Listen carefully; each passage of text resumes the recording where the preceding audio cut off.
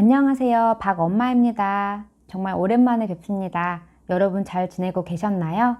저는 유튜브를 본격적으로 시작을 하려고 할 때쯤 코로나가 심해져가지고 가정부역을 했었어요. 유튜브를 하려는 그 리듬이 완전히 깨져가지고 찍으려고 하는데 맘처럼 안 되니까 스트레스를 좀 많이 받더라고요. 그래서 코로나가 좀 나아질 때까지는 유튜브를 잠깐 중단을 하자는 생각으로 이 시점까지 왔네요.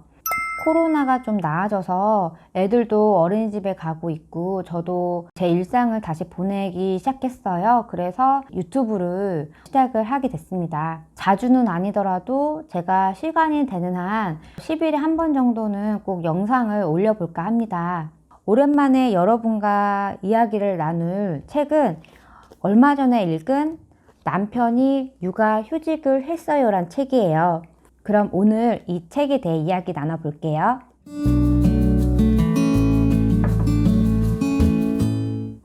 먼저 최연아 작가님 소개부터 해볼게요. 작가님은 연년생 남매 엄마입니다. 아이를 키우며 육아 우울증을 심하게 앓았어요. 일에 치여 사는 남편과 육아 우울증에 시달리는 자신을 구할 방도를 고민합니다. 작가님과 남편분은 고민 끝에 남편분이 육아휴직을 하기로 해요. 남편의 육아휴직 1년 동안 작가님도 남편분도 아이들도 위태로움에서 벗어나 행복해졌다고 해요. 무엇보다 작가님은 육아휴직 1년 동안 꿈을 찾게 됩니다. 그래서 블로그 카페, 유튜브, 브런치 등의 글을 쓰며 꿈의 기반을 다졌고 여전히 부지런히 나아가고 있습니다. 얼마 전에 비움효과라는 책도 출간하셨더라고요. 여기 아래는 작가님이 활동하는 플랫폼입니다. 관심 있으신 분은 제가 아래 설명란에 링크 걸어둘 테니까 들어가서 구경을 한번 해보세요. 육아휴직을 하는 엄마들은 많습니다. 근데 남편이 육아휴직을 하는 건 예전보다 많아졌다고 해도 흔치는 않죠. 어떻게 해서 남편이 육아휴직을 결정하게 된 건지 궁금하지 않으신가요? 그 이야기를 해볼게요. 작가님은 두 아이를 출산하고 육아 우울증을 심하게 앓았습니다. 우연인지 필연인지 어느 날 미니멀 라이프를 시작해요. 근데 미니멀 라이프가 육아 우울증을 완화시키더래요. 무엇보다 아이 장난감이 줄어드니까 치울 거리가 줄어 좋았다고 해요. 그 시기 작가님은 블로그에 글을 적습니다. 미니멀 라이프에 관한 글이었어요. 근데 글을 쓸수록 작가님은 위로를 받았습니다. 글을 쓰면 엄마가 아닌 나 자신으로 마주하게 되니까 무언가 막 채워지는 느낌이 들더래요. 나를 돌보는 것이야말로 마음이 풍족해진다는 걸 작가님은 알게 됩니다. 그 시기 남편분은 일에 치여 야근을 밥 먹듯 했어요. 체력적으로도 정신적으로도 남편분은 힘들어 했어요. 일에 치여 정신이 고갈되는 남편과 하루 종일 독박 육아에 시달리며 우울한 작가님의 상황을 극복하기 위한 방법은 없을까를 부부는 고민합니다. 그 과정에서 작가님은 질문합니다. 우리가 보통 생각하는 부모의 삶은 본인보단 자식을 위하는 삶입니다. 그런데 부모의 역할을 하며 엄마 아빠가 불행하다면 잘 살고 있다고 말할 수 있을까요? 물론 저희 부모님 세대엔 본인의 행복을 마주할 여유가 없었어요. 먹고 살기도 바빴으니까요. 그치만 지금은 시대가 변했어요. 내 행복을 가장 중요하게 생각하는 시대죠. 이 시대에 부모가 된 사람들은 혼란을 겪습니다. 내 행복과 가족의 행복 사이에서 갈등을 하는 거죠. 근데 작가님은 용기를 냅니다. 사회가 정해놓은 부모의 역할을 내려놓고 본인을 먼저 돌보기로 한 것이죠. 물론 남편분도요. 부모의 행복을 위해서는 남편의 육아휴직을 과감히 선택합니다. 결정하는 과정에서 염려스러웠대요. 분명 타인의 질타를 받을 걸 알았으니까요. 아니나 다를까 사람들은 그들에게 묻습니다. 생활이 가능해요? 부모님이 도와주시나 봐요?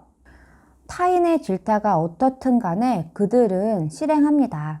엄마와 아빠의 행복이 무엇보다 중요하다는 걸 작가님과 남편분은 알고 있었으니까요. 1년의 육아휴직 동안 작가님네 가족은 많은 걸 얻습니다.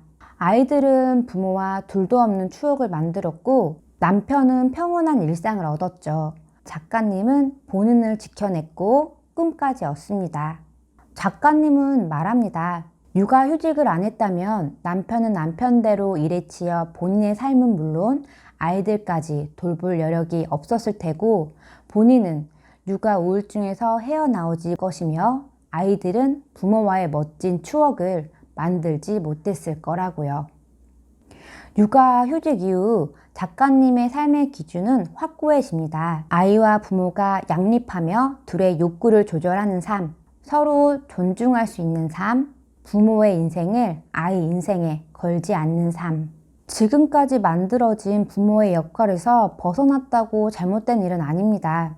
타인에게 지적받더라도 가정의 화목을 위해 용기를 내도 좋겠습니다. 작가님은 말합니다. 제가 그에 관련된 구절을 읽어 드릴게요. 160페이지에 있는 구절이에요. 긍정적인 마음은 앞에서 말한 독박육아 환경에서 벗어난 후에나 가능합니다. 독박육아에서 벗어나지 못하는 상황에서 무조건 긍정적인 마음을 가지라고 말하는 것은 가혹한 조언입니다. 긍정적인 마음을 갖는 건 독박육아 환경에서 벗어난 후에나 가능한 일인 거죠. 저 역시 동감합니다. 매일매일 다를 게 없는 육아에 갇히다 보면 너무너무 힘들어서 다른 걸 생각할 수도 마음의 여유를 가질래야 가질 수도 없습니다. 그런데 긍정적으로 생각을 하라거나 다 추억이 된다거나 시간이 지나면 해결된다는 말은 상대방의 마음을 위로해 주지 못합니다. 오히려 서운하고 소외감을 들게 하기도 하죠. 육아로 힘들어하는 상대에겐 공감해 주는 것이 가장 현명한 방법이 아닐까 합니다. 많은 책에서 말합니다. 엄마만의 시간을 가져라. 이게 별거 아닌 것 같지만 엄청난 도움이 됩니다. 혼자만의 여유를 가지며 차 한잔 마시는 것, 산책하는 것, 식사하는 것, 작가님이나 저처럼 독서하고 글을 쓰는 것, 이 모든 행위는 엄마의 마음을 회복시키는 시간이 됩니다. 엄마의 우울은 언제 생겨나는 걸까요? 그건 엄마라는 본인 자신이 사라질 때 일어난다고 생각해요. 우리는 나를 중심으로 살아가던 여성이었습니다. 그런데 아이를 낳고 완전히 다른 세계에 들어서죠. 우는 아이를 달래고 기저귀를 갈고 밥을 차리며 아이 중심으로 살아가게 돼요. 거기서 나라는 존재는 과연 어디 있을까요? 저 역시 육아 우울을 겪었습니다. 너무 힘들고 서럽더라고요. 지금 이야기하고 있는 남편이 육아휴직을 했어요와 하루 1시간 엄마의 시간 등 수많은 책에선 엄마 본인만의 시간을 가지라고 강조하고 있어요. 그래서 저 역시 악착같이 시간을 만들고 있습니다. 근데 엄마들이 본인의 시간을 갖기란 어디 쉬운 일인가요? 아이가 어린이집에 가기 전이라면 밤에 아이가 잘 때, 아이가 낮잠을 잘 때 만들 수밖에 없어요. 전업맘은 아이들을 학교에 보내고 나서 가능하고 워킹맘은 아이들 잘 때 만들 수 있어요.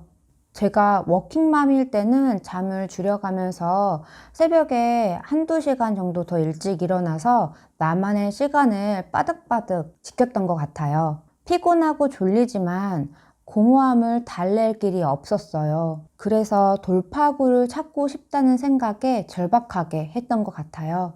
그 시간에 책도 읽고 글도 쓰고 영화 같은 것도 짧게 보고 그러니까 너무 좋더라고요. 그렇게 나를 마주하며 글도 쓰고 영화도 보고 책도 읽으니까 잊고 있던 제 예전 모습이 생각이 나고 그 모습을 만나게 되더라고요.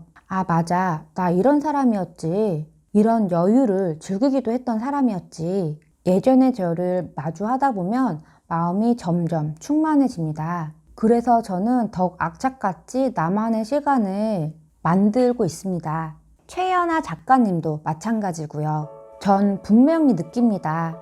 육아는 여전히 고되지만 마음가짐은 그 전에 비해 단단해졌다는 걸요. 여러분도 경험해 보셨으면 좋겠습니다. 엄마가 행복해야 합니다. 그래야 아이도 행복해지니까요. 그러니 엄마이기 전에 나 자신의 행복을 잡는 시간을 우리 엄마들은 꼭 만드셨으면 좋겠습니다. 오늘 책 이야기는 이 정도로 마무리할까 합니다.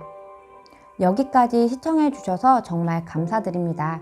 다음 시간에는 나는 철학하는 엄마입니다. 이진민 작가님의 책으로 만나 뵐게요. 오늘도 우리 엄마들 힘내봐요. 모든 당신을 응원할게요. 그럼 또 봬요. 구독과 좋아요는 되게 큰 힘이 됩니다. 응원해 주실 거죠?